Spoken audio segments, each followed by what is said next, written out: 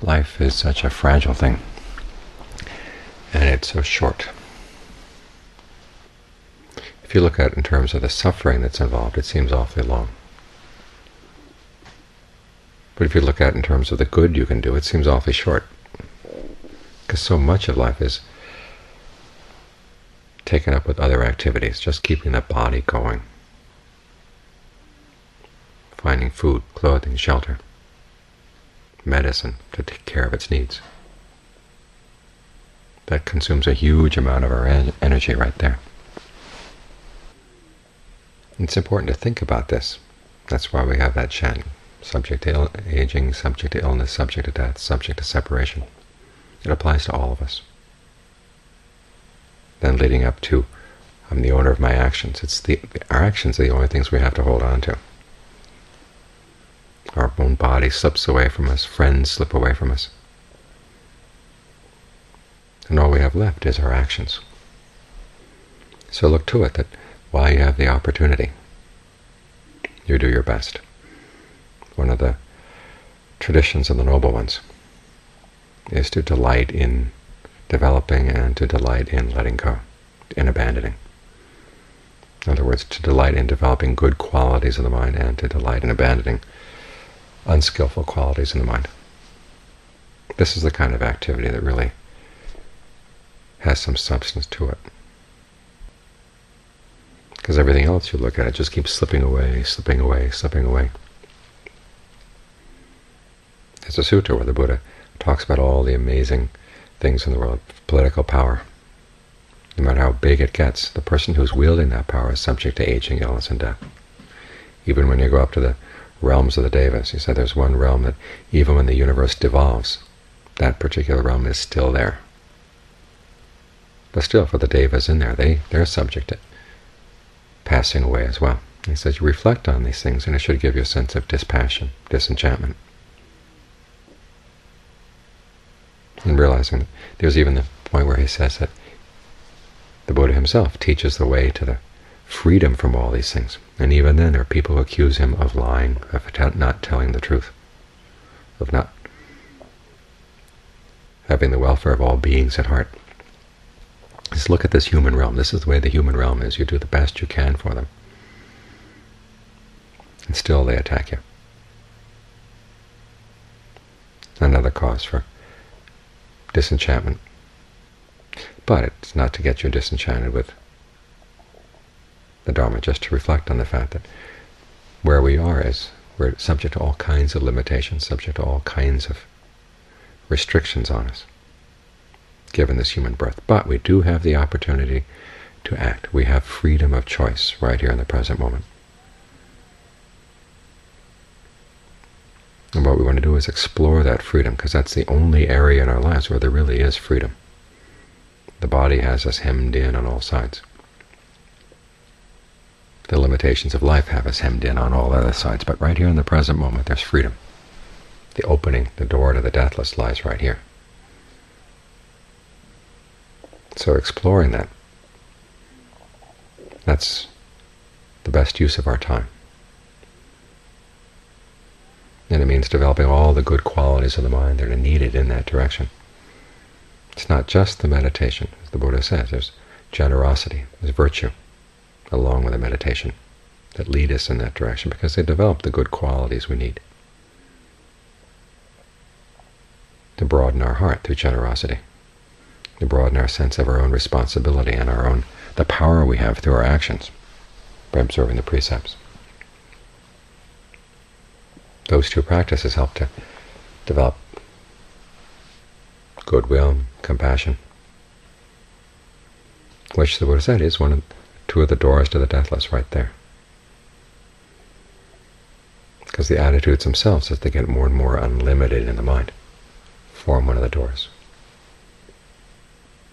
And then there are the various stages of concentration that we develop in the mind that has been nurtured through these practices of generosity and virtue. So wherever there's an opportunity to develop skillful qualities in the mind, make the most of it. We're in this human life, we're not just meditating, we're interacting with other people. So we try to do it in as skillful a possible way. as we can, looking for opportunities to do good, looking for opportunities to develop these skillful qualities in the mind. However far we may get in our practice, don't take that question as an obstacle. Just realize that this is not one of those paths that saves all of its rewards for the end. The rewards come all the way along. As our heart grows more spacious, we live in a more spacious heart. Right there, there's a sense of roominess in our lives that develops with the practice. As we become more responsible in our actions, we find that there's a greater sense of trust and security within ourselves. That inner trust is the most important thing we can have to rely on. It creates the solidity and the roominess that allows the mind to settle down and to feel spacious, so that we enter into concentration. We don't have to deny a lot. This is one of the reasons why generosity and virtue are so important as precursors for the practice, because if you have a lot in your past that you have to deny, then when the mind begins to settle down, it turns into denial jhana, or denial concentration. Big areas of your awareness get blotted out, just so you can keep the mind concentrated, keep it focused. But with the blotting out there comes dishonesty. With the blotting out there comes an inability to see things for what they are. So look at this life as an opportunity to do what good you can in terms of thought, word, and deed.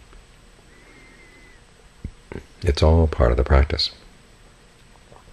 Notice both of those chants, the chant on the 5 things to recollect every day and the 4 sublime abidings. They all end with reflection on action.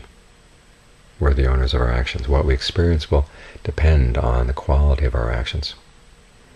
So focus your attention right here on what you're doing, what you're saying, what you're thinking. And take every opportunity you can to make that as skillful as you can. Delight in developing the skillfulness in these areas. Delight in abandoning anything that's unskillful in these areas. When you can develop that delight, you find that the practice opens things wide open. This door for freedom, this door to the deathless here in the present moment, it gets more and more available. That's the one thing in our lives that really is roomy and spacious.